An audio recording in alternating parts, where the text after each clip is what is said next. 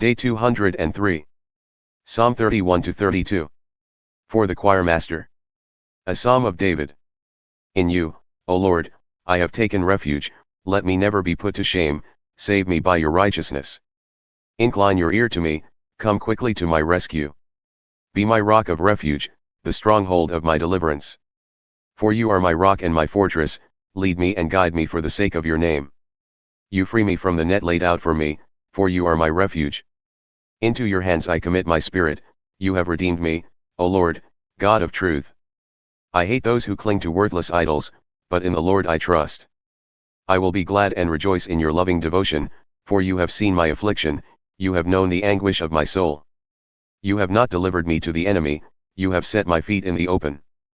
Be merciful to me, O Lord, for I am in distress, my eyes fail from sorrow, my soul and body as well. For my life is consumed with grief and my years with groaning, my iniquity has drained my strength, and my bones are wasting away. Among all my enemies I am a disgrace, and among my neighbors even more. I am dreaded by my friends, they flee when they see me on the street. I am forgotten like a dead man, out of mind. I am like a broken vessel.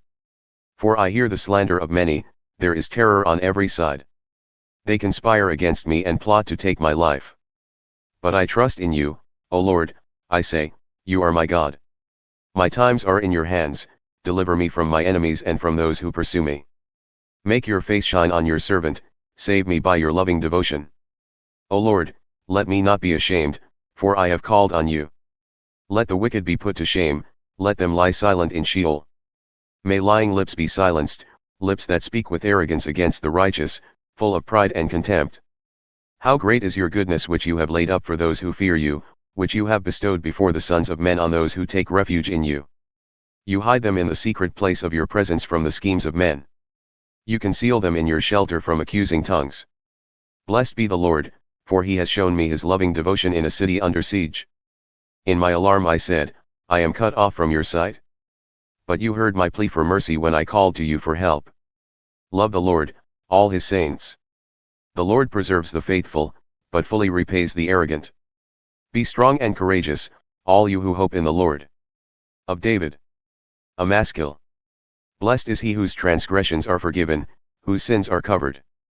Blessed is the man whose iniquity the Lord does not count against him, in whose spirit there is no deceit.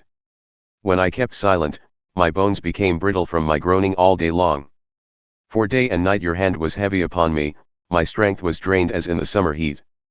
Selah then I acknowledged my sin to you and did not hide my iniquity. I said, I will confess my transgressions to the Lord, and you forgave the guilt of my sin. Selah therefore let all the godly pray to you while you may be found. Surely when great waters rise, they will not come near. You are my hiding place. You protect me from trouble, you surround me with songs of deliverance. Selah I will instruct you and teach you the way you should go, I will give you counsel and watch over you. Do not be like the horse or mule, which have no understanding, they must be controlled with bit and bridle to make them come to you. Many are the sorrows of the wicked, but loving devotion surrounds him who trusts in the Lord. Be glad in the Lord and rejoice, O righteous ones, shout for joy, all you upright in heart. Acts 23 verses 16-35. But when the son of Paul's sister heard about the plot, he went into the barracks and told Paul. Then Paul called one of the centurions and said, Take this young man to the commander, he has something to tell him. So the centurion took him to the commander and said, Paul the prisoner sent and asked me to bring this young man to you. He has something to tell you.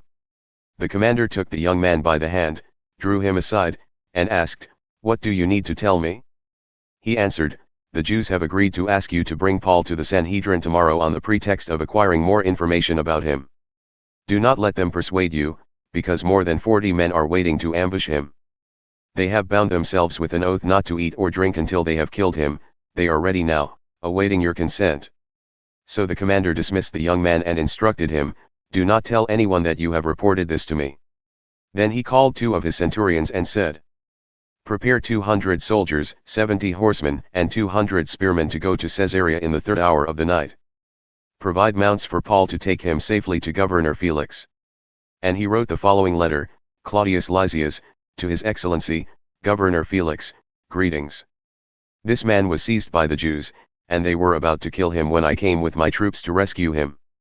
For I had learned that he is a Roman citizen, and since I wanted to understand their charges against him, I brought him down to their Sanhedrin. I found that the accusation involved questions about their own law, but there was no charge worthy of death or imprisonment. When I was informed that there was a plot against the man, I sent him to you at once. I also instructed his accusers to present their case against him before you. So the soldiers followed their orders and brought Paul by night to Antipatris. The next day they returned to the barracks and let the horsemen go on with him. When the horsemen arrived in Caesarea, they delivered the letter to the governor and presented Paul to him. The governor read the letter and asked what province Paul was from. Learning that he was from Cilicia, he said, "I will hear your case when your accusers arrive." Then he ordered that Paul be kept under guard in Herod's praetorium.